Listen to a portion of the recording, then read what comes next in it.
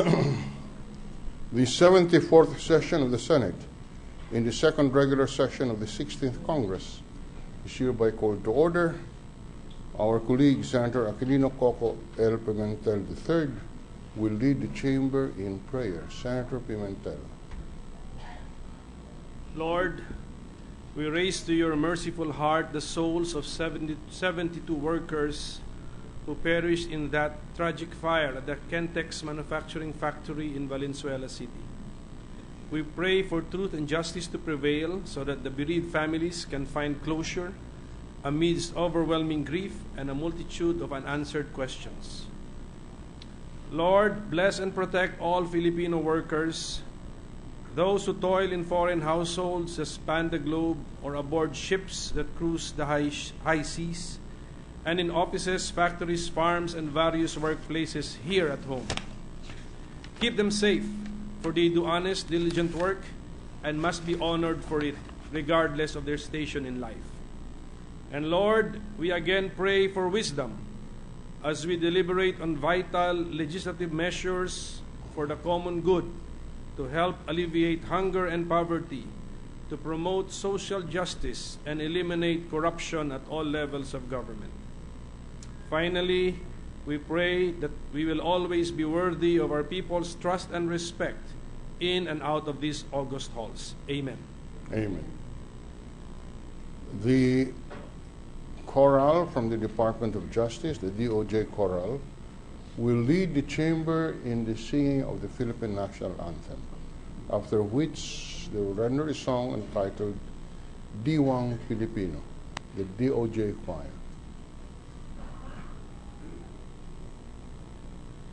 Bayang magiliw, pero sa silanganan, alam ng puso, sa titig mo'y buhay. Lupang hinirang, duyang ka ng mag-ibig, sa manlulubig, di ka pasisiin. Sa dagat at tulong, sa simuya, sa langit pong baghaw, ay nilagang tula at awit sa pagnayang minamahal.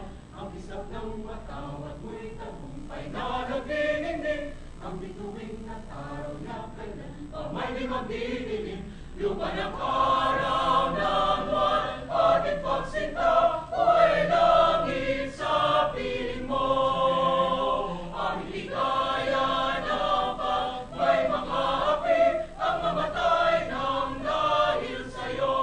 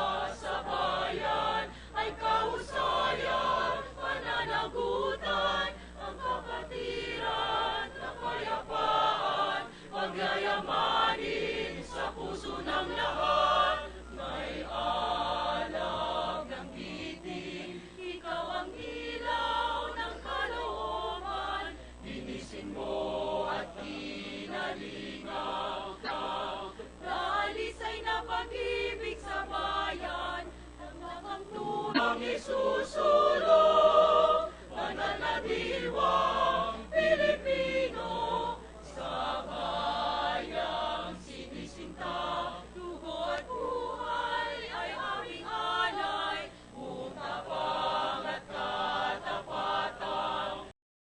Lilingkod sa'yo ay laking ang kalinga, bawat akbang isusulong, banal na diwang Pilipino.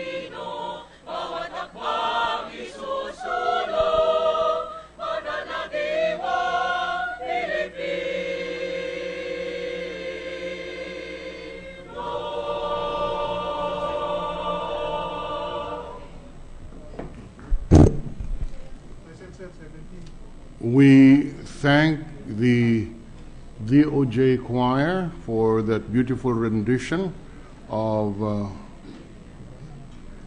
the national anthem and the song entitled Diwang Pilipino. The Secretary will now call the roll. Roll call of members. The Honorable Senators Angara, Aquino, Binay, Cayetano Alan Peter Compañero S., Cayetano Pia S., Defensor Santiago, Ejercito, Enrile Escudero, Estrada, Gingona, Onasan, Lapid, Legarda, Marcos, Usmeña, Pimentel, Po, Recto, Revilla, Soto, Trillanes, Villar. Senate President Drilon. 17 senators are present. The chair declares the presence of a quorum. Majority Leader. Good afternoon, Mr. President, to our esteemed colleagues. Mr. President, with the consent of the Senate, I move that we dispense with the reading of the Journal of the 73rd Session, May 13, 2015, and consider the same as approved. Approved. Mr. President, with the consent of the Senate, I move that we consider on third reading Senate Bill number 510 under Committee Report number 50. This is the legislative bill on the National Teachers' Day, Mr. President. With the permission of the Chamber, can we take up Committee Report 136 and 138?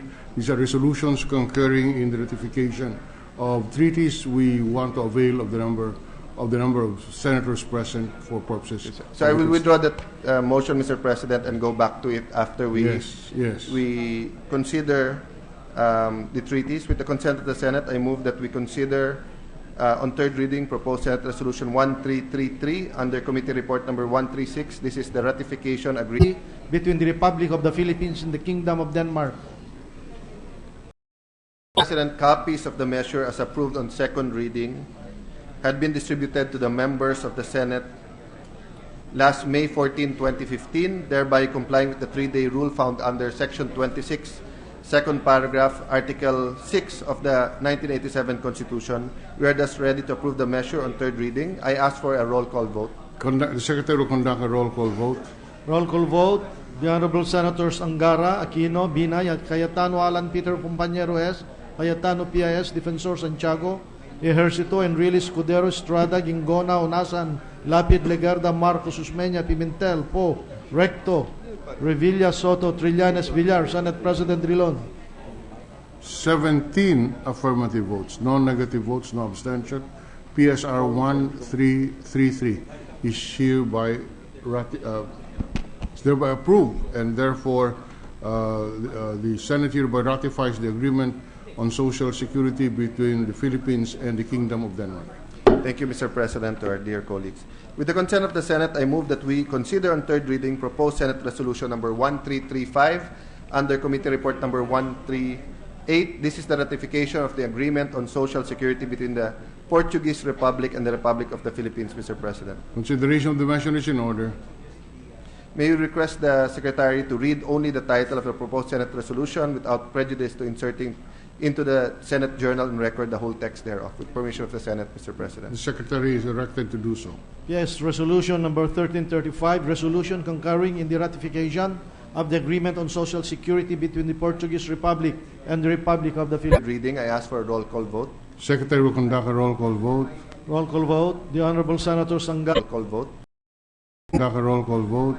Roll call vote. The Honorable Senator Pia S., Defensor Santiago, Ejercito, Enrile, Escudero, Estrada, Gingona, Unasan, Lapid, Legarda, Marcos, Stel, Po, Recto, Soto, Trillanes, Villar. Senate President Drilon. 17 affirmative votes, no negative votes, no abstention. The Senate therefore concurs in the ratification of the agreement on social security between the Portuguese Republic and the Republic of the Philippines. Thank you, Mr. President. With the consent of the Senate, I move that we consider on third reading Senate Bill number 2679 under Committee Report number 110. This is another scholarship bill, Mr. President. This is the legislative Senate Bill number to read only the title of the said bill without prejudice to inserting into the Senate Journal and Record the whole text thereof. The Secretary will read. Senate Bill number 2679, an act providing for a comprehensive and unified student financial assistance system for tertiary education, UNIFAST, thereby rationalizing access thereto, appropriating funds therefore and for other purposes. Majority Leader. Parliamentary status is that we have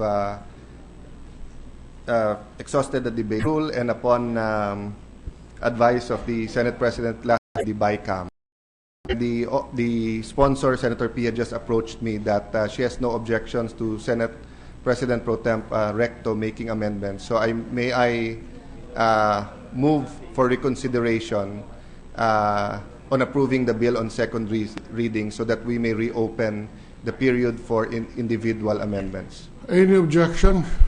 Reconsideration of the approval on second reading being inconsistent in accordance with the rules. Any objection? Hearing none. Reconsideration is hereby approved.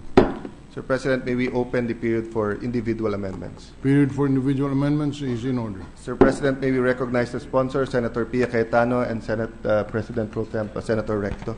Senator Cayetano is recognized as the sponsor of the measure. Senator Recto is recognized in the period of individual amendments to propose amendments. Thank you, Majority Leader. Thank you, Mr. President, for this opportunity. Mr. President, the UNIFAS bill is a very good bill, but to further improve the measure, may I recommend an amendment on page 14 between lines 13 and 14 under Section 8, National Student Loan Program. Insert a new paragraph to read as follows. The top 3 graduates of all public high schools shall be given priority in the grant of the student loan, provided that the loan granted shall be repaid in installment basis after the student graduates or leaves the educational institution, provided further that the educational loan shall be sourced from the 5% of the total loanable portfolio of the Development Bank of the Philippines.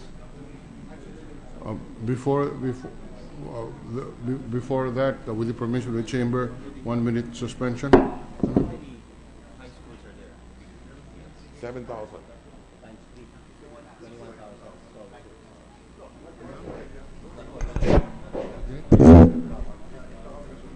Session is resumed. For purposes of the record, the amendment, the third reading copy is being used for purposes of locating That the is correct. appropriate page and section where the Cayetano amendment is posed. With that clarification, the chair will now Yes, correct. call on the Line 14. sponsor 13, as to whether or not the proposed amendment is accepted by her. Yes. Mr. President, before I respond, may I just ask Senator Recto some clarificatory questions to clarify the intent so we can put it on record. In principle, as His Honor knows, the UNIFAS bill does include provisions on student loans. So my understanding of the proposal is to really specify that these loan, well, at least the It's priority now will be given to the top graduates. To a couple of things. One is that we're identifying the recipients of loans, which would be top graduates. Number 2, graduates of public schools. As a minimum standard. As yes. yes. Actually, it's recommendatory, no? If I recall the language that you read into it, preferred. Can you repeat that again? Priority. Shall be given priority. And then number 2, the institution that will be providing for the loan is DBP. Is 5% of the loanable funds of the Development Bank of the Philippines. Now, Mr. President, let me add to the record. There are only roughly 7,000 high schools. The top 3, 7,000 times 3 is 21,000 will be eligible. At 50,000 each, that's only 1 billion pesos. Napakaliit, Mr. President. Now, the DBP's mandate is to, government has a bank precisely to serve those which private banks will not serve. And that's why we were saying that the DBP should be utilized for this purpose. Now, hindi kaya lamang ng General Appropriations Act as appropriated. The total loanable funds of the DBP is roughly 145 billion. 5% of that is 7 billion. It becomes a business model. We are not even saying here that the interest rate should be subsidized. It is market-oriented. I think government financial institutions should not be lending to or compete with private banks lending to the conglomerates, but should be developmental in character, Mr. President. Yeah, okay. From what I understood from the sponsor in the Yes. previous amendments, Yes. the concept was that the board will not be managing a fund, if I recall correctly. Is that a correct assumption, Madam Sponsor? Yes, Mr. President. We after numerous hearings and meetings, that has been the consensus that the board will not be managing any fund. It is really policy making, providing guidelines for the SUCs in how to provide financial assistance. So Correct. this And the financial assistance will come from the General Appropriations Act. yes. That's how I read the bill. Now, Mr. President, we are putting here a minimum standard for the board. The top 3 graduates of all public high schools, that's roughly 21,000, not all of them will apply for a student loan. Yeah. Even there is no assuming all of question them- about the standard, about the identification of the beneficiaries. What I'm raising as an issue to the sponsor, because my impression was that there will be no fund, separate fund that will be managed, but this will be a fund from the General Appropriations Act. We are now, is that a change in policy? No. So that the DBP is now required to put up, in effect, a fund? I'm just raising a question. I am not raising an objection. Yes, that is correct. The BBP, under this proposal at 5%, will set aside of their loanable funds as a business model for student loans. Now, like I said, Mr. President, the total loanable funds of the DBP, which is subsidized by government, is 145 billion. 5% is 7 billion. If 21,000 were to apply, assuming all the graduates were to apply, at 50,000 each lang, that's just 1 billion. Was this matter taken up in the committee hearings, Madam Sponsor? In the committee hearings, to the extent that loans are concerned, it was the consensus that the board would study the feasibility and sustainability of such a program, given the fact that it would come from the General Appropriations Act. So on that note, I would not be inclined to accept amendments that At least get the views of the DBP on this before we put it in the law. Mr. President, I am sure that if we put this provision in the Senate version, it will be different from the House version, and there will be time to discuss this matter with the DBP. Insofar as consideration of the committee is concerned, yes, I did file Senate Bill number 785, which includes this provision. Okay. Yes. Anyway, Mr. President, we will have time during the BICAM to get the views of DBP on the matter as well. May I just know for the from Senator Recto, from the proponent, for the record, no, because as the sponsor, I carry that decision making. I carry the burden of making that decision. Can we put on record the mandate of DBP so that we know that this is consistent with and we as the legislative body have that authority and freedom to just implement what we already have recognized as their mandate in the existing law. Can we put that on record? Well, frankly speaking, Mr. President, Congress can always amend the charter, the mandate of DBP as well. Of course. But as I said earlier, the reason why government puts up a bank, in the case of the DBP and the land bank, principally the land bank is there to serve farmers, because the private sector will not or does not think it is bankable, in the case of the DBP's mandate is to developmental. What can be more developmental than a student loan program, which will be paid by the student when he graduates? Well, With market rates, there are no subsidies here, Mr. President.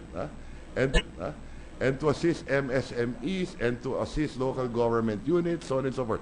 So again, Mr. President, given the first crack in aid, grant, and student loans that the board must consider, and that's why it is better to have a minimum standard in the bill itself. well, let me respond to a few your statement, no, because it raised a few points that I'd like to bring out. Definitely, the top three, although it is not written into the bill itself, would have priority because they would be the first ones eligible for scholarships, not even loans, no. But for whatever reason, Yes. if they did not apply or do not Correct. qualify for the Correct. scholarship of their choice, then this loan program. So actually, Yeah. what His Honor is actually recommending is not even that big of a burden to DBP because, as I said, in fact, most of them would probably be eligible for the scholarship. So it would make that pool smaller.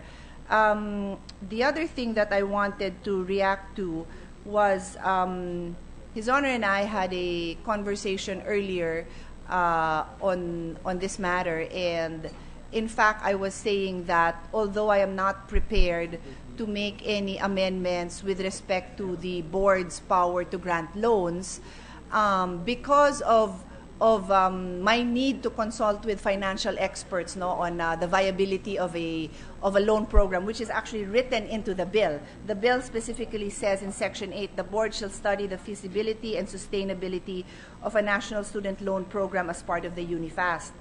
But I had mentioned to His Honor that, in fact, what was interesting to me with his proposal is that number one is it is not the general appropriations funds. It is not national funds that will be carrying the burden of this loan.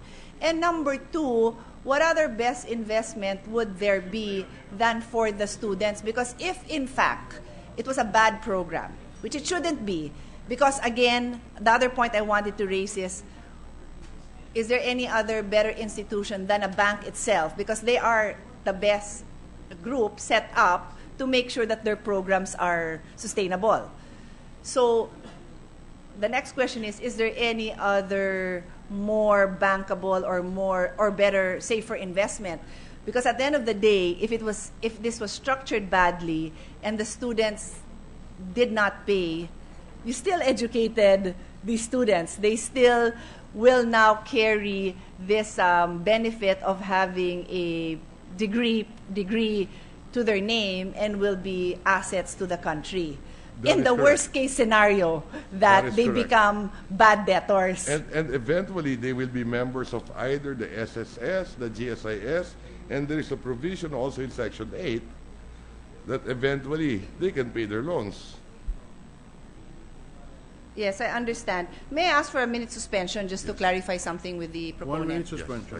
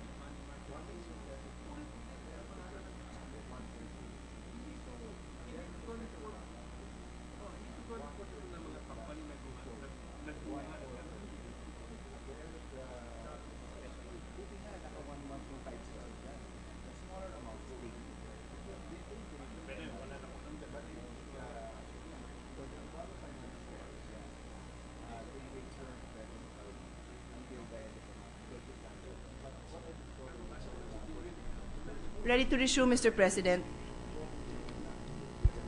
Session is resumed. Mr. President, after consulting with the proponent and deferring to him on the financial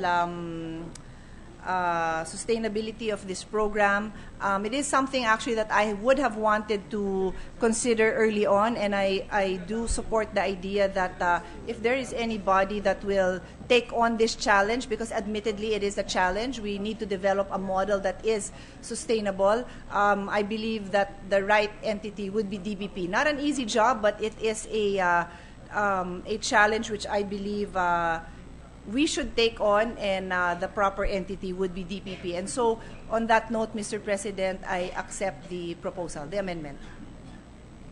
The recto amendment is accepted. Any objection? Hearing none. Thank you very much to the sponsor for her gracious acceptance and to the Senate President for allowing this amendment to take place. Thank you to our colleagues as well. Thank you. Thank you. Majority Leader. Minute suspension, Mr. President. 1 minute suspension.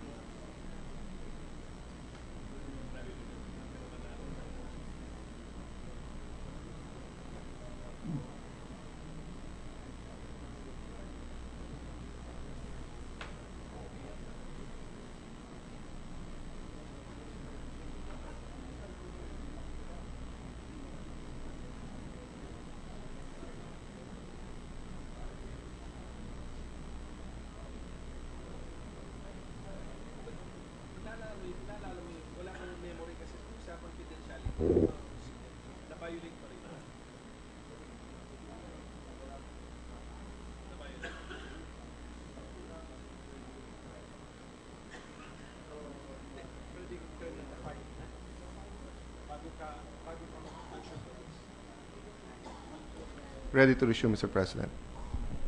Session is resumed. Mr. President, there are no other senators who would like to propose amendments at this time. I move that we close the period for individual amendments. Any objection? Hearing none. Period for amendments is terminated. Mr. President, I move that we approve under second reading, on second reading, Senate Bill number 2679 under Committee Report number 110. Any objection? Hearing none. Senate Bill number 2679 is hereby approved on second reading. Thank you very much, Mr. President. Mr. President, with the permission of the Senate, I move that we consider on third reading Senate Bill number 510 under Committee Report number 50. This is a legislative bill on the National Teachers' Day, Mr. President. Any objection? Hearing none in order. Sir President, with the consent of the body, may we request the Secretary to read only the title of the bill without prejudice to inserting into the Senate Journal and record the whole text thereof.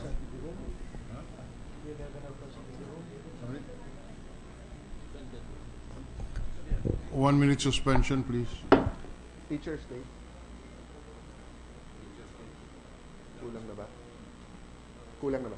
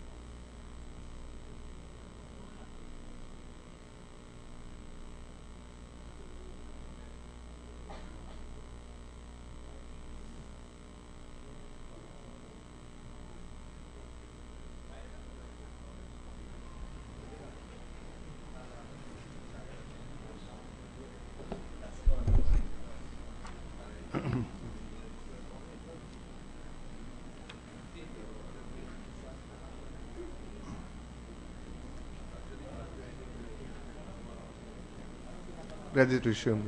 Session is resumed. May we request the Secretary to read the title of the bill, Mr. President. The Secretary will read the title of the measure. Senate Bill number 510, an act declaring the 5th day of October of every year as the National Teachers' Day. Mr. President, copies of this measure as approved on second reading have been distributed to the members of the Senate last May 13, 2015, thereby complying with the 3-day rule found under Section 26, Paragraph 2, Article 6 of the 1987 Philippine Constitution. We are thus ready to approve the measure on third reading. I ask for a roll call vote. Secretary will conduct the roll call vote.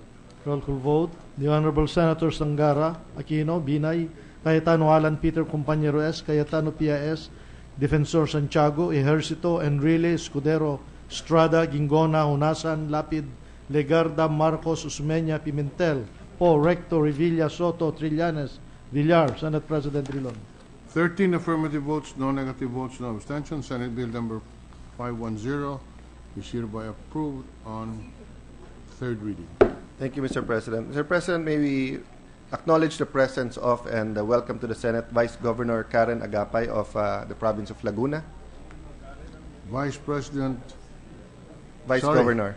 Governor Karen Agapay of Laguna is hereby acknowledged and make her presence on record. Thank you, Mr. President. Students from Roosevelt College Foundation, Graduate School of Education, Social Studies class, headed by Professor Lourdes Kyoge. May we ask you to stand up to be recognized? The students from the Roosevelt College Foundation, Graduate School of Education, Social Studies class, headed by Professor Kyoge. Their presence is made of record and they are welcome to the Senate. Thank you. We also have with us Farrell Eldrian Wu, Ching Wu, and Elaine Wu. Farrell Eldrain Wu, Ching Wu, Elaine Wu. You are all welcome to the Senate. Thank you very much, Mr. President. I move that we proceed with the reference of business. Secretary will read the reference of business. Bill on first reading. Senate number 2766, entitled An Act Providing the Development and Promotion of Farm Tourism in the Philippines and for other purposes. Senator Cynthia A. Villar. Agriculture and Food Tourism, Ways and Means. Resolutions PSR number 1340, directing the appropriate Senate committee to conduct an inquiry in aid of legislation on the factors that resulted to the Philippines' low ranking in the recent UN Human Development Report. Senator Sani Angara. Social Justice, Welfare, Rural Development. PS Resolution number 1341, expressing the sense of the Senate that the Philippine government should consider the Basel Convention in negotiating with the government of Canada over the issue of waste illegally dumped on Philippine soil. Senator Defensor Santiago. Rules. PSR number 1342, directing the proper Senate committee to conduct an inquiry in aid of legislation on the report that war games between the Philippine and U.S. troops led to economic losses in Tarlac. Senator Defensor Santiago. Foreign Relations, National Defense and Security. Resolution number 1343, directing the proper Senate committee to conduct an inquiry in aid of legislation on calls for the Department of Labor Employment to void an order that allegedly promotes the contractualization of workers. Senator Defensor Santiago. Labor, Employment, Human Resource Development. Resolution number 1344, directing the proper Senate committee to conduct an inquiry in aid of legislation on the report that the derailment of the Philippine National Railways is caused by stolen parts. Senator Defensor Santiago. Public Services.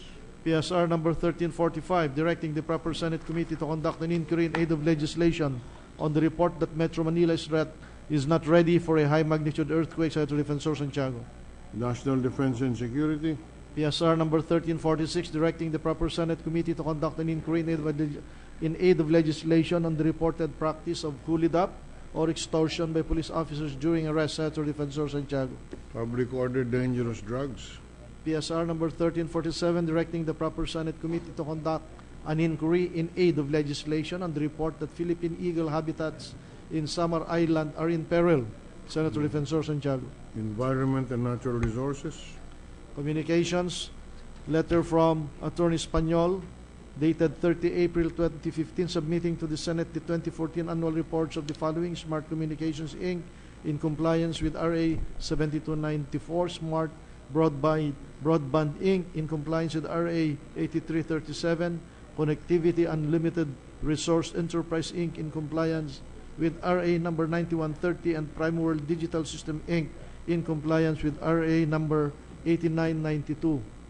Public Services. Letter from Roy Cecil D. Ibay, dated 30 April 2015, submitting to the Senate the 2014 Annual Report of Digital Mobile Philippines Inc. in compliance with RA 9180.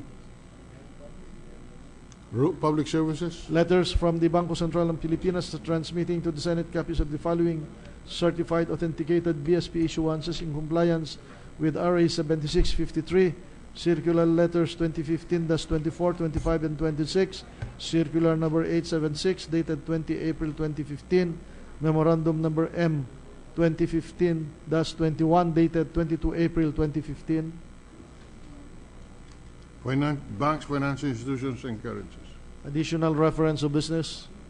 Bills on first reading. Senate number 2767, entitled An Act increasing the bed capacity of Vicente Soto Memorial Medical Center located in Cebu City from 800 to 1,200 bed capacity and appropriating funds therefore by Senator Gingona III. Health, Demography, and Finance. Senate number 2768, an act upgrading the Amay Pakpak Medical Center in Marawi City, Lanao del Sur, and appropriating funds therefore Senator Gingona III. Health and Demography, Finance. Resolutions, PSR number 1348, congratulating and commending the Shadow Play Group El Gama Penumbra from Tanawan City, Batangas for emerging champion in the grand finals of the first season of the reality show Asia's Got Talent, held on 14 May 2015 at the Marina Bay Sands in Singapore by Senator Lapid. Rules. PS Resolution number 1349, urging the Senate Committees on Education, Arts and Culture, Climate Change, Public Information, and Mass Media, and other appropriate Senate committees to study mechanisms that would promote awareness on effective disaster risk management and response with the end in view of educating Filipinos on disaster risk awareness and help them respond appropriately based on scientific information. Senator Lapid. National Defense and Security, Education, Arts, and Culture. PSR number 1350, directing the Senate Committee on Health and Demography and other appropriate Senate committees to conduct an inquiry in aid of legislation into the reported increase in the incidence of accidental intake of oxalic acid, with the end in view of crafting appropriate legislation that would regulate, if not ban, the use of the poisonous substance in order to protect the health of the general public. Senator Lapid. Health and Demography. PSR number 1351, urging the Senate Committees on Science and Technology, Health and Demography, Energy, and other appropriate Senate committees to conduct an inquiry in aid of legislation on the feasibility of mass-producing solar-powered water filtering system with the end in view of providing clean, potable, and affordable water accessible to more Filipinos by Senator Lapid. Public Services, Public Works. Majority Leader.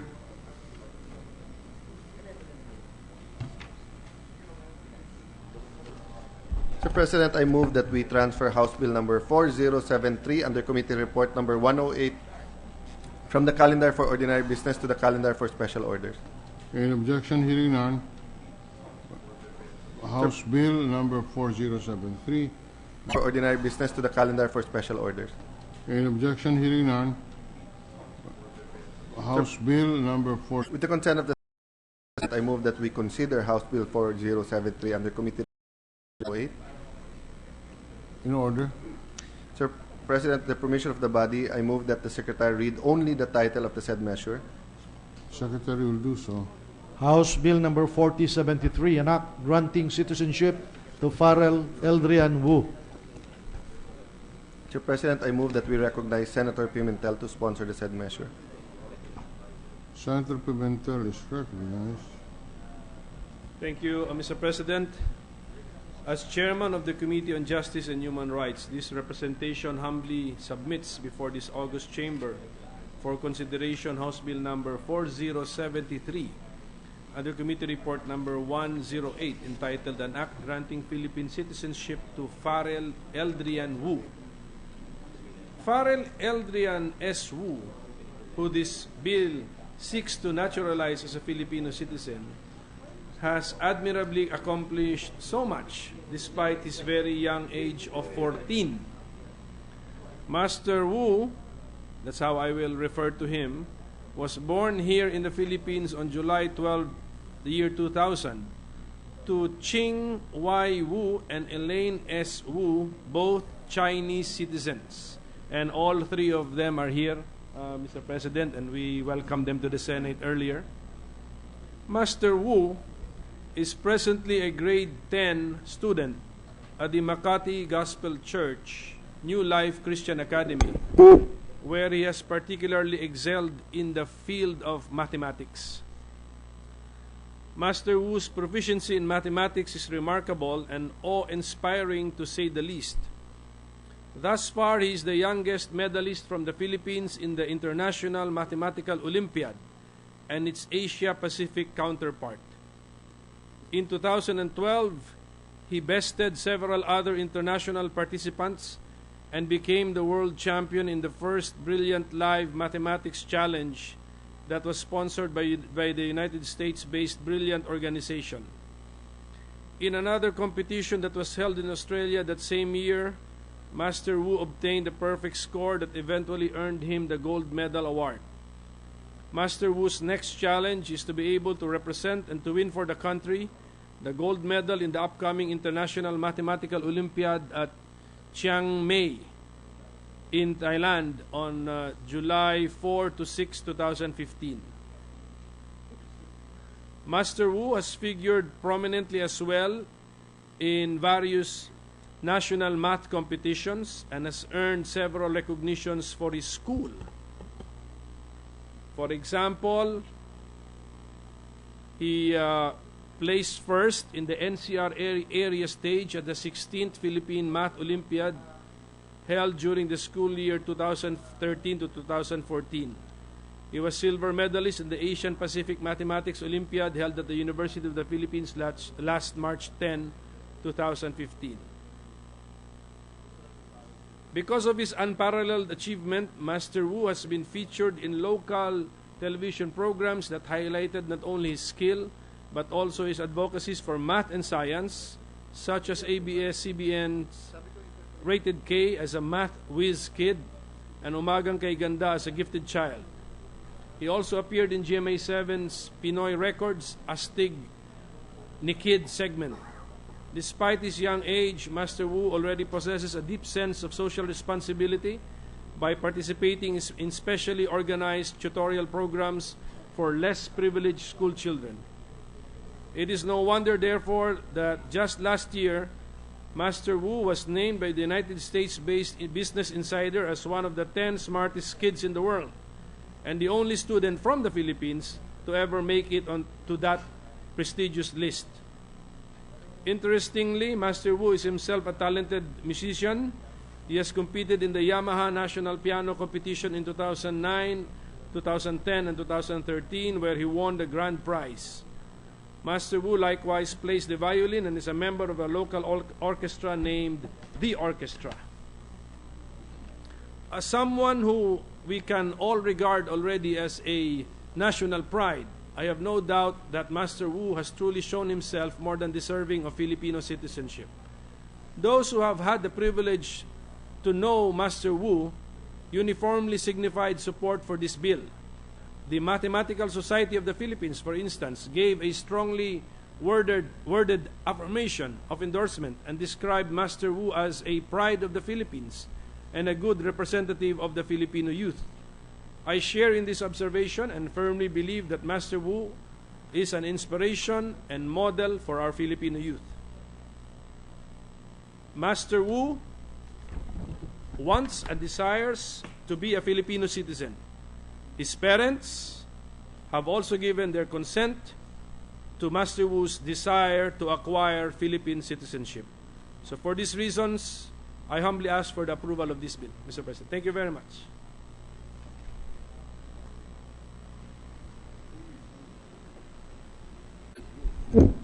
The Majority Leader.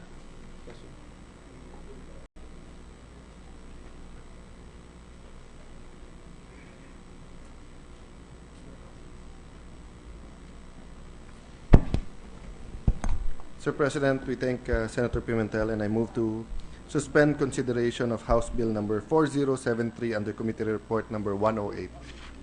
concurring in the accession to the Nagoya Protocol on access to genetic resources and the fair and equitable sharing of benefits arising from the utilization to the Convention on Biological Diversity. Mr. President, I move that we recognize Senator Pia Cayetano to sponsor the said measure. Senator Cayetano is recognized to sponsor the measure.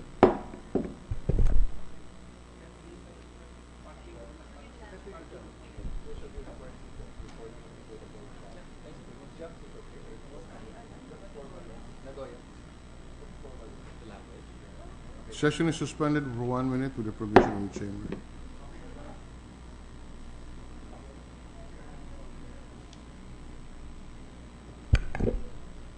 Alan.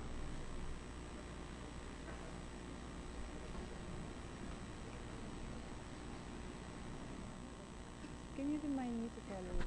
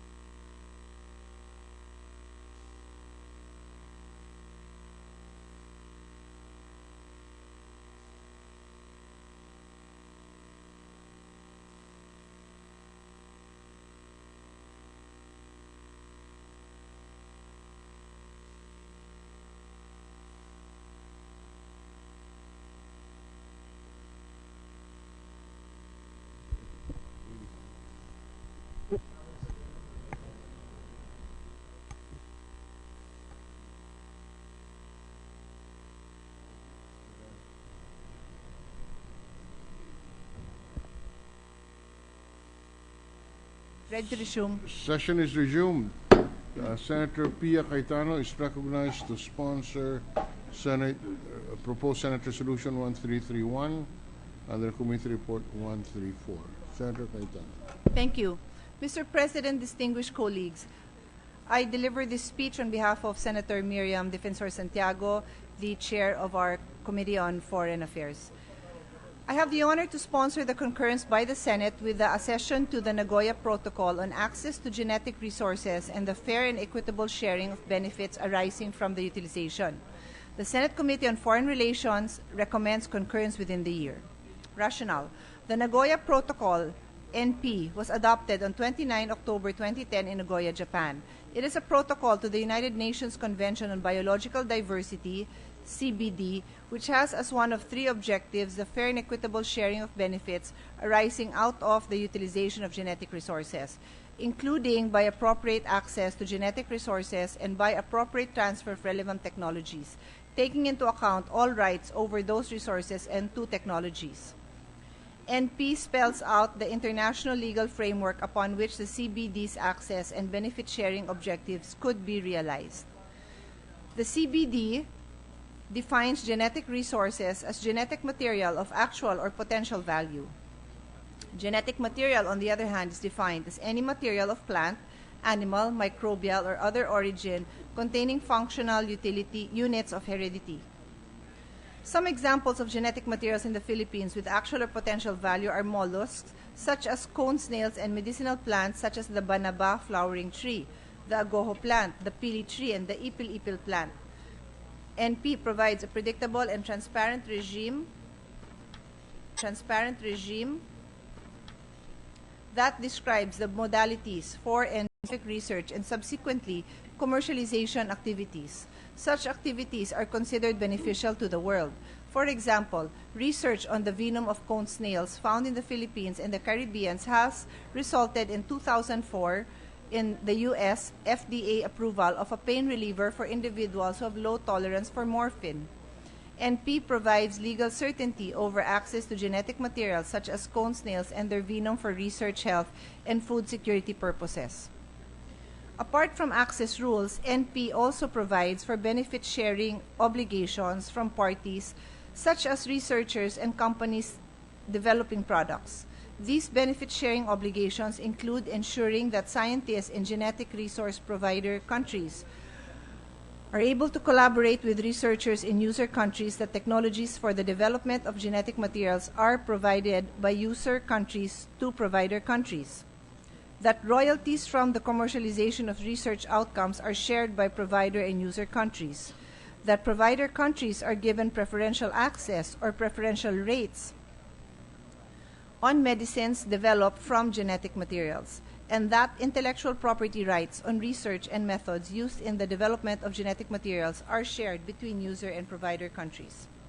To sum up, the rationale for the Nagoya Protocol is to address the global issue of bioprospecting or biopiracy. Historical background. The Philippines, as one of the world's mega-diverse countries in terms of biological diversity, is among the early signers and ratifiers of the United Nations Convention on Biological Diversity. The CBD seeks to 1. Conserve, 2. Sustainably use, and 3. Share the benefits of biological diversity. The implementations of these CBD aims has evolved over time, with the initial attention being given to its first 2 objectives. The CBD's reference to its 3rd objective is Article H, J, and 15, which prior to the protocol have yet to be implemented. Negotiations on a regime for access and benefit sharing of genetic resources began 6 years after the CBD was adopted at the Earth Summit in 1992. In 1998, state parties to the CBD agreed to the creation of a panel of experts on ABS. 2 years later, the CBD member states upgraded the panel to an ad hoc open-ended working group on ABS. The task of the working group was to operationalize the ABS aim of the CBD. In 2002, the working group was tasked as the body that will facilitate the negotiations of a protocol that will give flesh to Article H, J, and 15, or the ABS provisions of the CBD. The work of the working group spanned 4 biannual meetings of the state parties to the CBD. The negotiations led to the adoption of what is now the Nagoya Protocol on 16 October 2010. The Philippines took active measures. The Nagoya Protocol the access to genetic resources could be made, a principle that governs the protocol's access. Under Article 6 and 7 of the protocol, states are obliged to ensure that PIC is required for access to genetic resources and traditional knowledge. The PIC requires holders over genetic PIC. Under Article 6 and 7 of the protocol, states to resolve violations. These obligations on access, benefit compliance will help reduce cases of bioprospecting. Concurrence. The Senate's concurrence with the ratification of the following from access to its genetic resources and traditional knowledge: access fees, royalties, joint ownership of intellectual property rights, technology transfer, preferential access to medicines, and food security. In the ratification of this instrument, concurrence were secured from the Department of Environment and Natural Resources, the Department of Agriculture, the National Commission on Indigenous People, the Philippine Institute of Traditional and Alternative Healthcare, the National Economic Development Authority, and the Department of Tourism. Concurrence with the Nagoya Protocol by the Senate will enable the country to regulate the utilization of genetic resources and claim benefits when they are accessed and used. Norms with our concurrence. Philippine researchers' perspective, the Nagoya Protocol enables Philippines authorities and researchers to track and monitor the progress of R&D on Philippines genetic resources, GR, and monitor the progress of GR and AT. This puts Philippine researchers in an equal footing vis-a-vis foreign collaborators. Research using protocol also ensures recognition and respect for Philippine GRs and ATK utilized abroad and allows the Philippines to participate in mechanisms that will deal with the question on how to secure benefits from past and recent collection of genetic resources. Finally, concurrence will ensure that the Philippines, which is an active player in the CBD negotiations, can fully participate in strengthening further the ABS regime under the Nagoya Protocol. The Philippines currently sits as an observer in meetings of the NP. It should be in meetings of the NP. It Senate concurrences and the fair and equitable sharing of benefits arising from their utilization. Thank you. And the fair and equitable sharing of benefits arising from their utilization. Thank you. President, I move that. Mr. President, may I ask the sponsor if she's willing to answer a few questions, one or two questions only? From the brother? Yes, from the... I will have to accede to whatever she says. May I just find out from the sponsor, the good sponsor, my ate, whether the Nagoya Protocol sharing of benefits arising from the utilization of our genetic resources are in the negotiation of trade agreements like the JPEPA. After going through it, we found out that our panel acceded to many of the proposals of the Japanese counterpart, and it was but normal for the Japanese counterpart in the negotiation to push for provisions that will be favorable to their country and in accordance with their national interest. So it was not that our panel were not pushing for our national interest, but because of maybe lack of resources, lack of information, or lack of experience, no, in these kinds of negotiations, no, many of our sectors in the country felt that hindi maganda yung negotiations, uneven, no? Or to put it on a more colloquial example, iba yung kinita ni Floyd Mayweather, iba yung kinita ni Manny Pacquiao pagdating sa boxing, pero yon agreed upon. So assuming that because we open up our genetic resources, and I assume that our country can provide some resources that are not available in Japan, because otherwise they would have just did it in their own country. So meron din siguro tayong mga species, flora, fauna, meron tayong mga sa dagat man o sa bundok na resources na wala sa kanila. So will this treaty, this protocol already provide for the sharing, or do we need our own law or subsequent agreements, Madam Sponsor? Thank you, Mr. President, for the question raised. It's actually a concern that I also have. And as I put on record, I am subbing for the chair of the Committee on Foreign Relations. But I did look into that issue because in the course of reviewing the sponsorship speech, it caught my attention as well. The royalties and terms for sharing of the resources is not set by the treaty itself, but it will be provided for in national legislation by way of implementing Article 15 of the Convention on Biological Diversity, which is reinforced by the protocol. That national legislation, I thought, is still something that has to be, that we have to pass in Congress, but I'm told that in our case, in the Philippines, we already have such a national legislation, which is the Wildlife Act, covered by RA 9147, which was passed in 2002. The implementation of the Act number 1 series of 2005 lays down on how conditions are sharing. So what I note here, Mr. President, is that we have those minimum terms that have been provided for by this department order. Our resource person here is from the Department of Environment, and I'm told express my concern to her, which I put on record now, negotiations that will happen once we are now parties to this, once we accede to this, we ratify this treaty, the burden will be on our part to negotiate for the best possible terms. That is the sentiment. Know that biotech is a huge industry. And in the US, for example, there are 7 huge industry. And in the US, for example, a new drug is approved. But even in the final stages, any news of a successful drug for a disease, and if that drug is marketable or means it can make money in terms of the genetic manipulation or gesture, also works in a similar way, maybe not as much in biotech, no? No, meaning if I go to a forest area and may mga AITA doon, may mga leaders, nandun yung barangay captain, say, we're giving you 5 million pesos, yan yung share nyo. 5 million pesos is so big if you're talking about a 10, 15, 20 million profit. Dahil 25, 50% yun, no? But if suddenly they make sa commercial, the research, sa produkto, wala, no? So, meaning, Madam Chair, Mr. President, pag in-approve natin to, may framework na.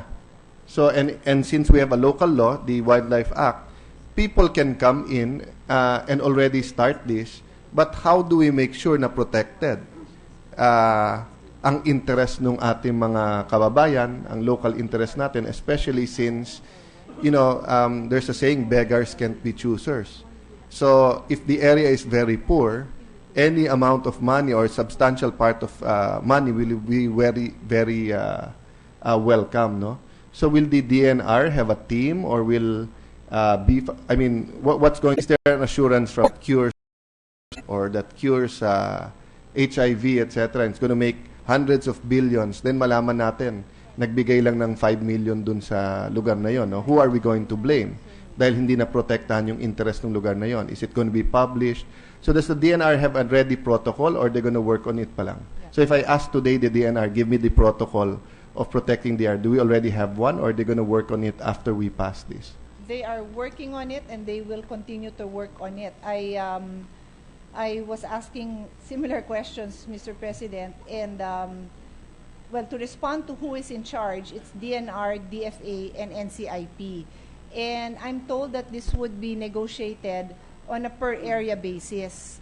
What I wanted to also get clarity on is whether these negotiations are open-ended such that it still gives you further leeway. For example, if, for example, the resource that is discovered there was already negotiated, and then later on it's determined that it can cure something that is prevalent in the Philippines, and the treaty states that preferential access or preferential rates on medicines will be given to the country providing the resource. So, are these things that are subject to further negotiations? Because what we would be concerned about is that we are stuck with a raw deal, no, where either we did not anticipate the benefit. Just to further that point, Mr. President, no. So, I think what would answer that question and several other questions on that point is: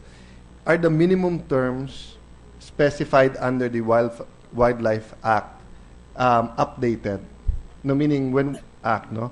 If under the negotiation, a certain area, the geographic, the research, as it stands today, are the minimum terms acceptable, or is it so minimal that we basically get nothing? I guess what I'm saying is that if we pass this today, will we be protected, no? Or do we have to make certain amendments to the Wildlife Act or to the internal rules and yes. Of the Wildlife Act? What I'm shown is the administrative order implementing amount of 2% of total global gross sales of the product or products made or derived from the collected samples shall be paid annually by the resource user to the national government and resource providers for as long as the product is sold in the market. A higher amount may be negotiated between the parties as appropriate. Provide for a minimum standard of 2%. The next paragraph states, 25% of the royalties shall accrue to the national government CSD as applicable. In cases where one signatory to the BO, royalty shall be divided. Two questions. Is that industry and international standard, 2% of gross? And number two, is that enforceable? Because there's to our OF. So, for example, if it's a Japanese company, will the Japanese have to send lawyers or hire Japanese to get it ourselves? The response being given to me, Mr. that precisely the need to ratify this treaty so that our rights under this treaty to go after private individuals that would violate it. Yes. No, I accept that answer, but we can put reservations. Several countries puts reservations when they ratify a treaty. So what I'd like a treaty, will the host country or the country who hosts the company who will be making money from the research after the company for us, or will we after them? As parties to the stories, every country is bound to ensure compliance with this treaty. Therefore, they would be bound to also assist in if there would be. Some countries interpret prosecution by making prosecution or litigation open, but that doesn't mean that they will be the one to litigate for us, no? Meaning there's a big difference if the U.S. government goes against one of their companies because they're not paying the Philippines the correct royalties, and there's a big difference from the U.S. just simply allowing the suit, no? So, for example, in cases of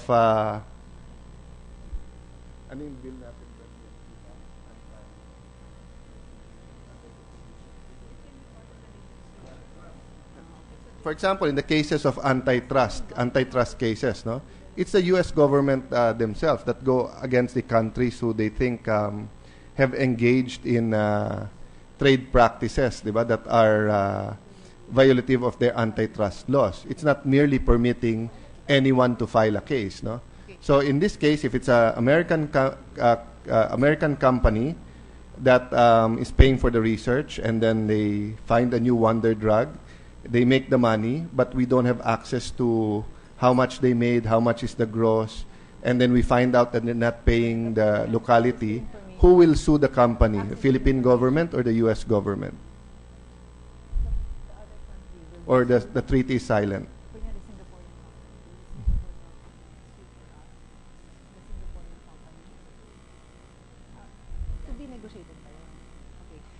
I have a lengthy response to His Honor's concern. Interestingly, the example that His Honor gave was America. The example I gave my resource persons was Japan. And interestingly enough, both countries are not signatories to the protocol. The reason for this, it would seem, is that they are basically user countries. And this treaty is really provider-friendly. The terms in this treaty really are meant to protect providers such as our country that have the resources and tend to be exploited. So it is no wonder that those who are traditionally users / sometimes exploiters would be resistant.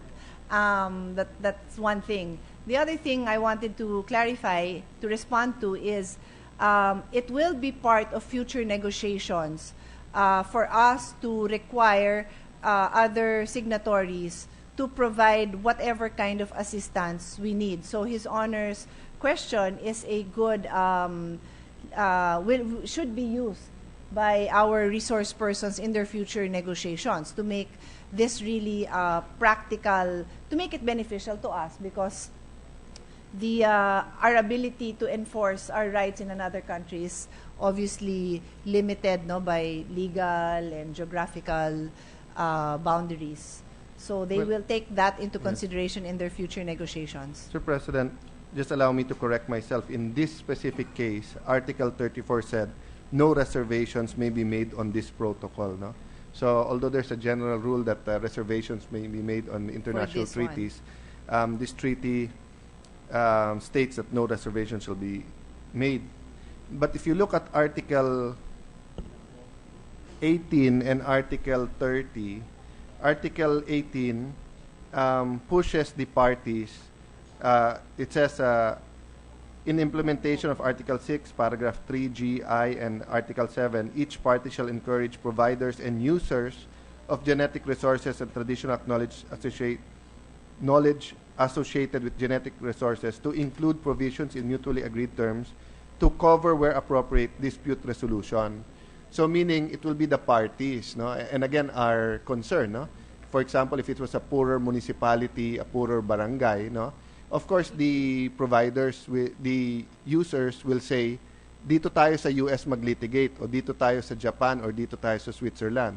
Or if they say dito sa Pilipinas, ang courts naman natin, wala namang hawak, wala namang authority na mag-utos sa mga bangko abroad na i-withhold ang pera o bayaran tayo.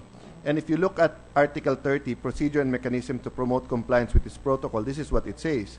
The conference of parties serving as the meeting of parties to this protocol shall at first meeting consider and approve cooperative procedures and institutional mechanisms to promote compliance with the provisions of this protocol and to address cases of non-compliance. So, ibig sabihin, pag-uusapan pa lang.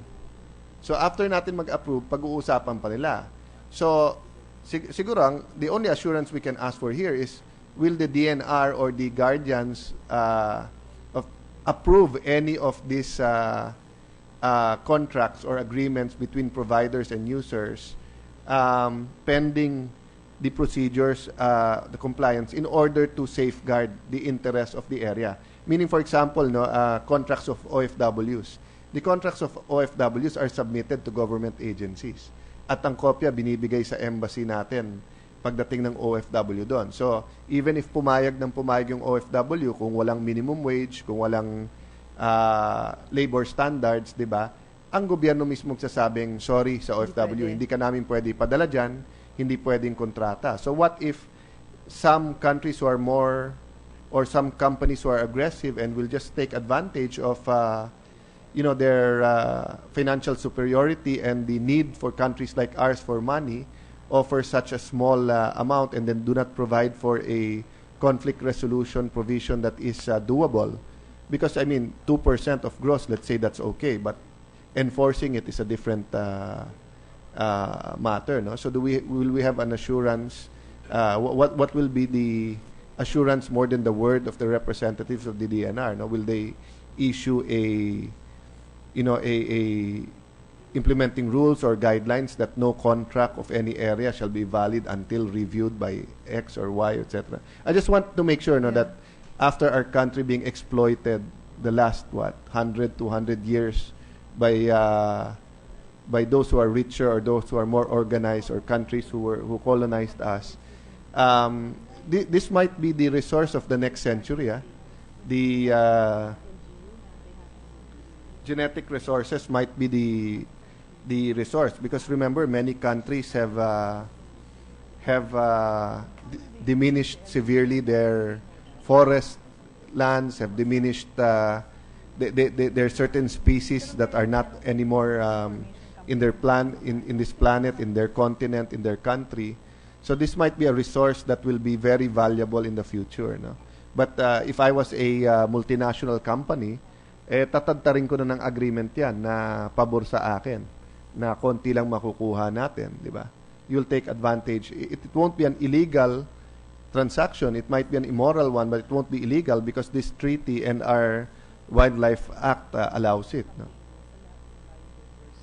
Mr. President, I was consulting with the resource person on his honor's concern, and she was explaining to me that they will not be able to bring the products out without the DNR's conformity. But I said, even before we get to that point, they should have a nationwide campaign with our LGUs to ensure that every LGU, up to the barangay chairperson, is knowledgeable enough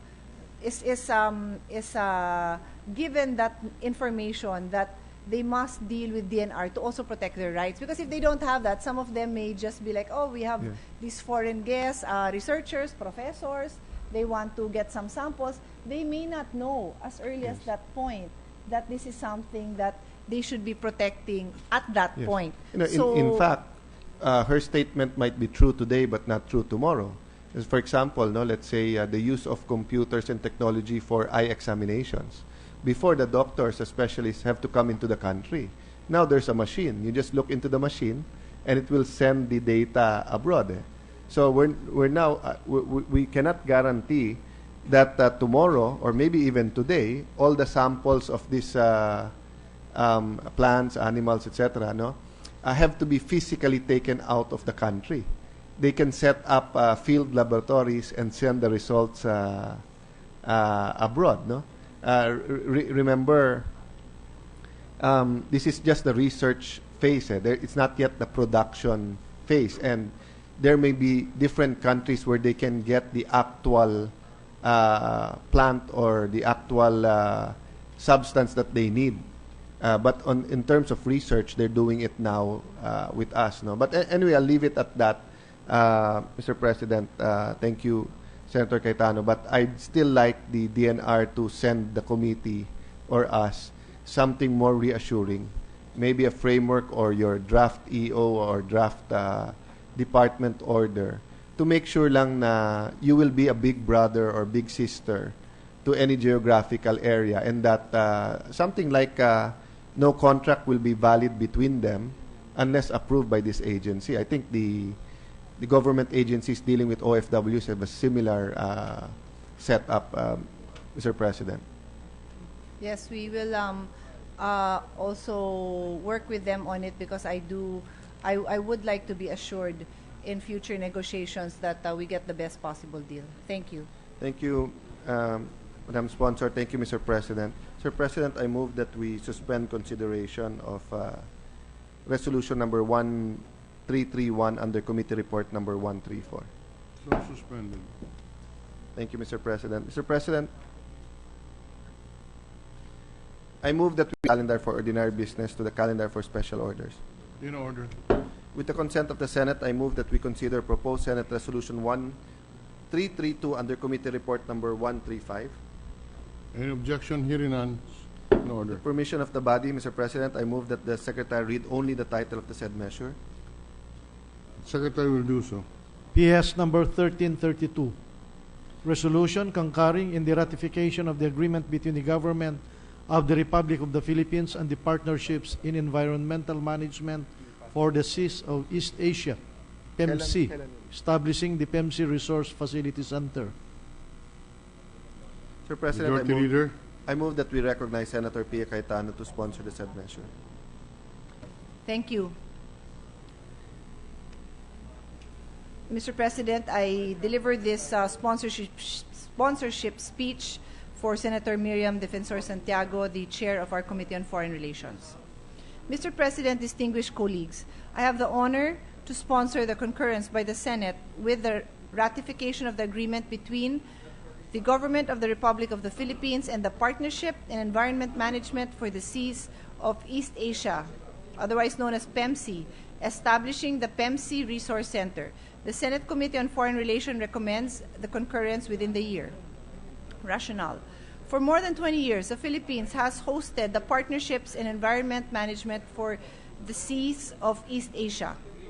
The country has benefited substantially from this hosting. While the organization's work is mainly regional in scope and benefits the Philippines indirectly by promoting regional cooperation in the conservation of marine areas, it also works with national government agencies, local governments, the private sector, and the academe on integrated coastal management projects. These projects cover many of the country's bays.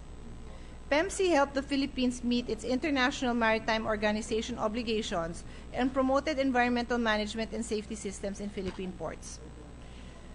Ratification of the agreement formalizes this decade-old partnership and cooperation with a very collaborative organization. It also gives flesh to PEMC's legal personality and standing as an international organization.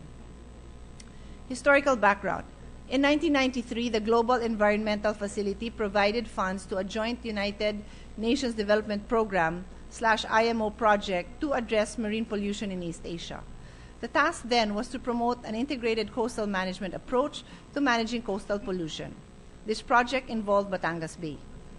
From a project focused on marine pollution and integrated coastal management, PEMC evolved in 2003 to become a regional advocate for the sustainable development of seas and of oceans.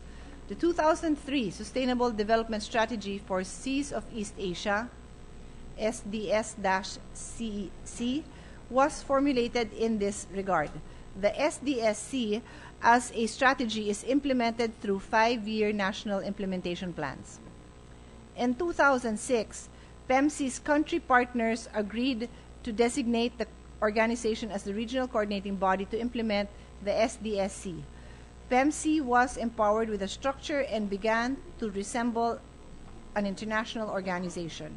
To give clarity as to the nature of this evolving organizational arrangement, the country partners met once again in November 2009 to forge a multilateral agreement giving international legal personality to PEMC. On 31 July 2012, in support of its quest to gain international character and make it effective in the implementation of the SDSC, PEMC signed with the Department of Foreign Affairs the agreement that is up for concurrence before us. Salient features. The agreement provides PEMC free and exclusive use of premises and facilities necessary for its effective operation. PEMC will enjoy exemption from tax and customs duties. Along with this, officers and staff are given privileges and immunities, and the office's archives, communications, and records are made inviolable. The agreement also has provisions on the free disposal of funds and freedom of entry and sojourn. Reasons for concurrence. The primary reason for this august body's concurrence with this agreement is that PEMC supports regional cooperation among developing countries to address transboundary ocean issues within the East Asian region. At a time when there is dissonance in the region on a number of concerns, the work of PEMC is a beacon for peace and collaboration on environmental issues that know no boundaries. Keeping PEMC in the country through this agreement is beneficial to the Philippines as the organization not just works regionally but locally. PEMC has a long history of work between the government of the Republic of the Philippines and the Partnership Environmental Management of East Asia, establishing the PEMC Resource Center. 1 minute suspension.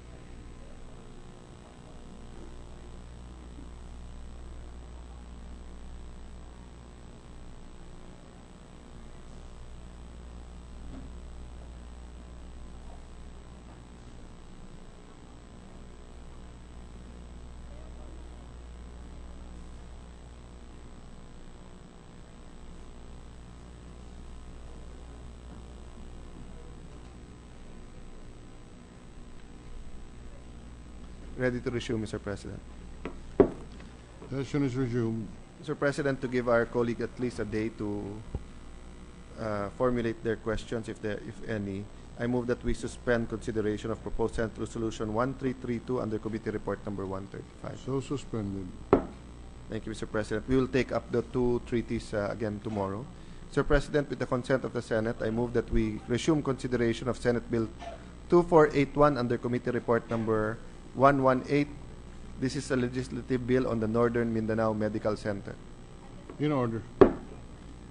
Mr. President, the parliamentary status is that the sponsor had delivered his sponsorship speech last May 12. I move that we open the period for interpellation. The sponsor, Senator Gingona, is recognized for the period of interpellation. Mr. President, for the record, there's no senator has signified their intentions to ask clarificatory questions or interpose interpellation, so I move that we close the period of interpellation. Any objection? Hearing none. Period for interpellation is terminated. Mr. President, I move that we open the period for committee amendments. Period for committee amendments is in order. Mr. President, the sponsor communicated to this representation there are no committee amendments. Sorry. There are committee amendments in the committee report, so this must be adopted for the record for this afternoon's session? Mr. President, upon your Otherwise, clarification, may we recognize Senator Gingona to take the floor on the committee amendments, Mr. President. Yes, Senator Gingono was previously recognized. Thank you, Mr. President. Mr. President, we have the following committee amendments on page number 1 on page 1, line 11, after the phrase "the number of medical personnel," insert the phrase "the budget for." Thus, lines 11 to 13 shall now read as follows: Section 3, the number of medical personnel, comma, the budget for personal services and maintenance and other operating expenses of Northern Mindanao Medical Center shall be correspondingly increased. Number 2, page 1, lines 20. Can we approve this first? Sorry, Mr. President. Is there any objection? Hearing none, the committee amendment is carried. Number 2, thank you, Mr. President. Number 2, page 1, lines 23 to 25, after the word "implemented," delete the phrase "for a period of not more than 3 years from the approval of this act," and in lieu thereof insert the phrase "immediately upon approval of this act." Thus, lines 21 to 25 shall now read as follows: Section 4, the increase in bed capacity of Northern Mindanao Medical Center from 300 to 600 beds shall be implemented immediately upon approval of this act. Any objection? Hearing none, approved. Thank you, Mr. President. Number 3, the title of the bill shall now be read as follows: An act increasing the bed capacity of Northern Mindanao Medical Center in Cagayan de Oro City, amending for the purpose Republic Act number 7938, comma, and appropriating funds therefore and for other purposes.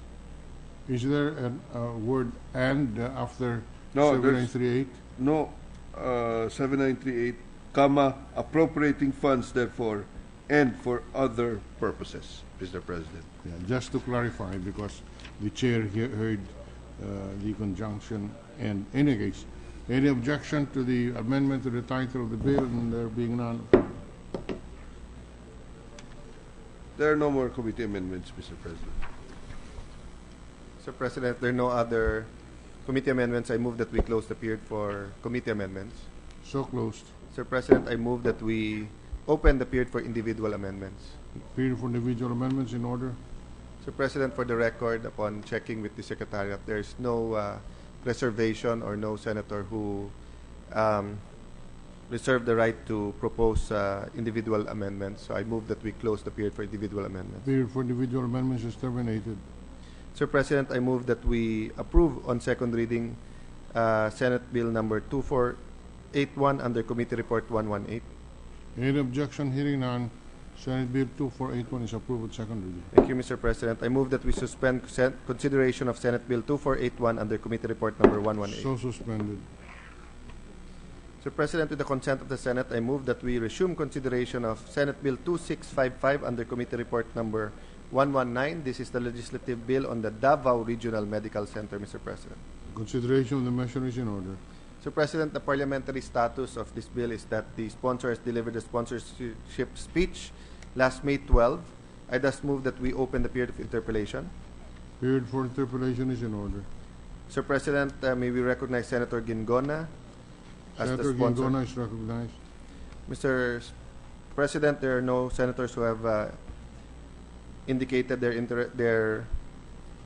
no senator has reserved the right to interpose questions or make interpellations, so I move that we close the period for interpellation.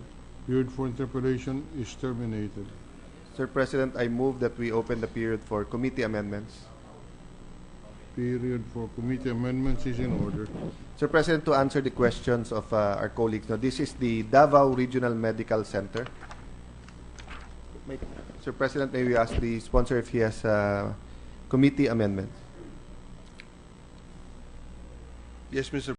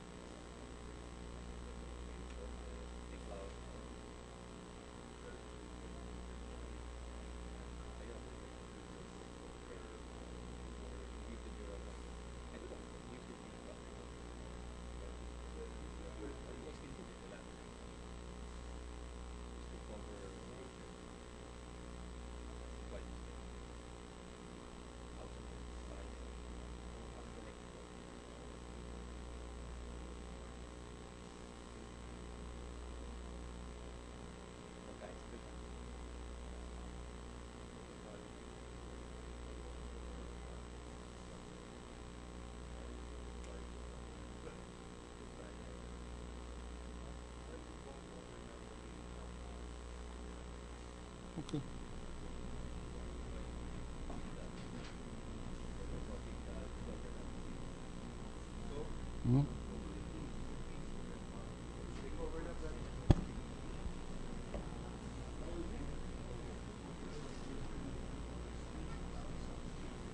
Okay. Session is resumed. Senator Gingona is once more recognized. Thank you, Mr. President. Following are the committee amendments. Number 1, on page 1, line 7, delete the words 500 beds and in lieu thereof insert the words 600 beds. Any objection? Hearing none, approved.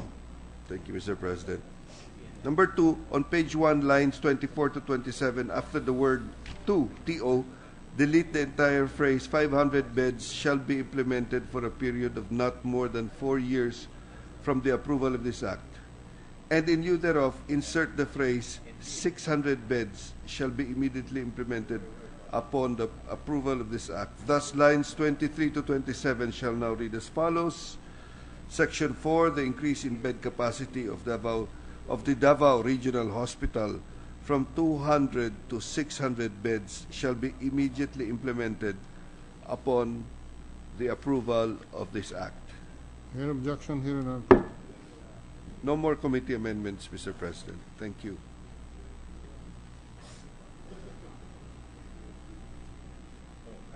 Wait. Ito nga.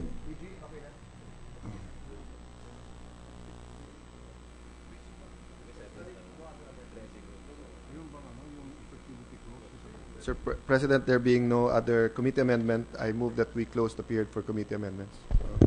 Before the chair acts on that, the chair sees a proposed committee amendments insofar as the effectivity date is concerned. Was that read into the record?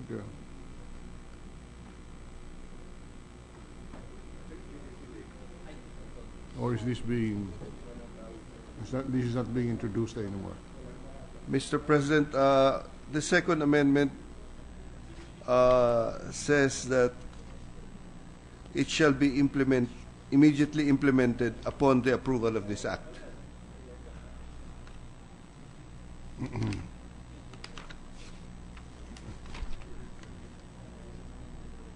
Huh?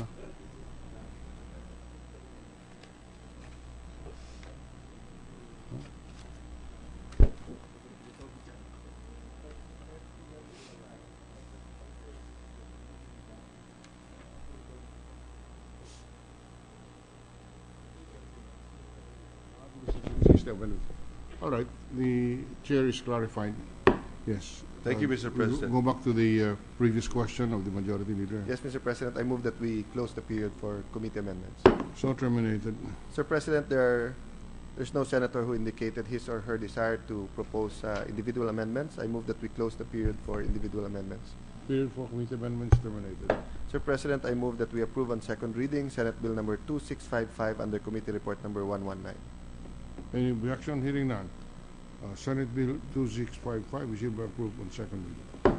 Sir President, with the consent of the Senate, I move that we resume consideration of House Bill 1248, 1248 under Committee Report number 131. This is the legislative bill on the Gubat District Hospital to Salvador R. and Sinas District Hospital in Gubat, Sorsogon, Mr. President.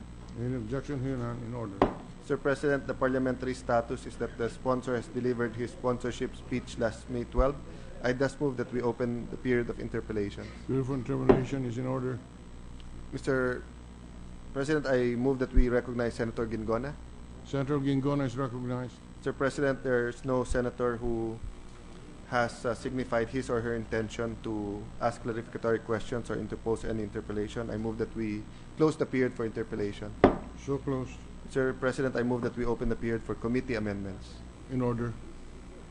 Sir President, there are no committee amendments and there's also no individual amendments. I move to close the period of amendments. Period for amendments terminated. Sir President, I move that we approve on second reading House Bill number 1248 under Committee Report 131. Any objection? Hearing none. House Bill number 1248 under Committee Report number 131 is hereby approved on second reading. Sir President, on our agenda today is Senate Bill 2752 under Committee Report 130. This is the Microfinance NGO Act. Upon consultation with the sponsor, Senator Aquino, he'd like to give the members a day or two more to formulate their questions and interpellations. So we will be taking this up maybe Wednesday, latest Monday, Mr. President. Okay. Noted. Ready na ba? Ready na ba? Hindi pa? Minute suspension, Mr. President. Suspended for a minute. Hindi pa? Ayun muna.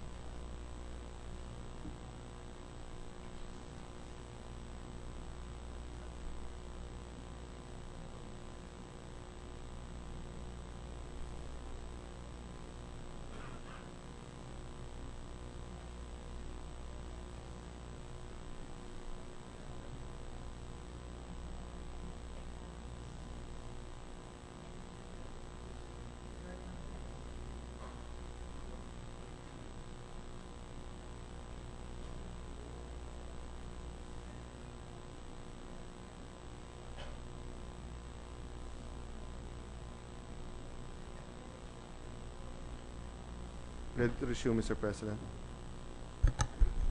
Session is resumed. Mr. President, just some administrative matters. I move to designate the following members of the Bicameral Conference Committee on Disagreeing Provisions for Senate Bill number 2488 and House Bill number 4462. Senator Sani Angara, Senator T.G. Gingona, Senator Vicente Soto, and Senator Gringo Honasan, Mr. President. For the record, may the chair be informed what is this measure? This is the prohibition on children riding motorcycles, Mr. All President. right. Any objection? Hearing none, so constituted. Mr. President, upon consultation also with Senator Osmeña, who consulted with the Chair on the Committee on Education and Senator Lapid, I move that we elect Senator Osmeña to replace Senator Lapid in the membership of the Committee on Education. Mr. President, with the consent of the Senate, I move that we resume consideration of Senate Bill number 1386 under Committee Report number 71. This is the legislative bill on the Public Employment Service Office. In order. Mr. President, the parliamentary status of the measure is that we closed the period for committee amendments last May 13. I thus move that we open the period for individual amendments. Period for individual amendments is in order. For the record, we will be using the version with approved committee amendments as of May 13, 2015. Yes, Mr. President. I move that we recognize the sponsor, Senator Angara. Senator Angara is recognized. Mr. President, may I have a minute suspension, please? Suspended for 1 minute.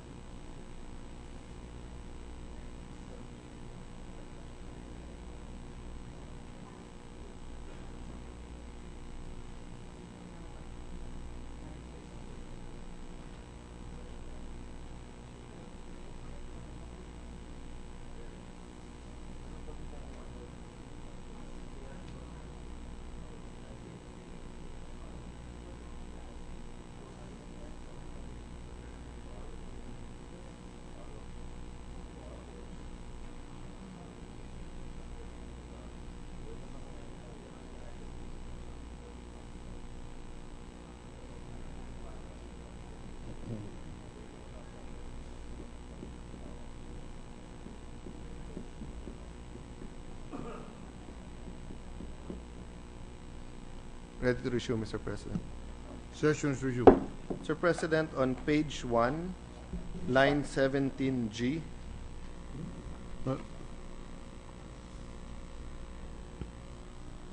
Page 1, line 17G, the paragraph should read, upon the request of the accredited non-governmental organizations, NGOs, or educational institutions, comma, the DOL may enter into a memorandum of agreement for the NGO and educational institution, or EI, to establish, operate, and maintain a PESO and a job placement office, respectively. I propose that amendment, Mr. President. What does the sponsor say? We accept, Mr. President, Mr. Majority Leader. The amendment of SUC means that all educational institutions would be now included in this paragraph. Is that the significance of the amendment? Yes, Mr. President, that the in the original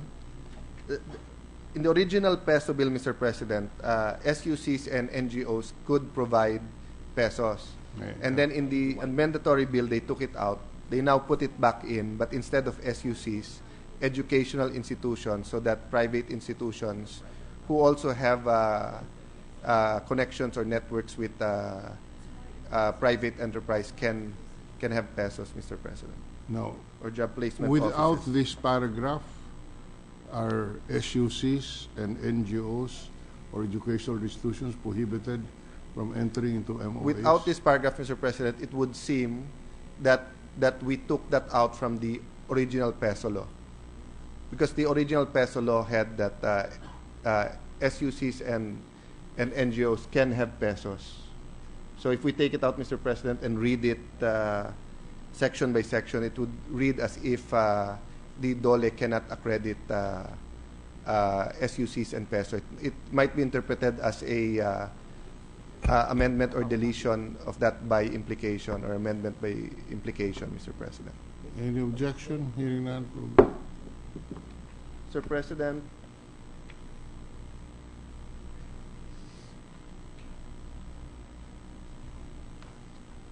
President, on page 3, line 19,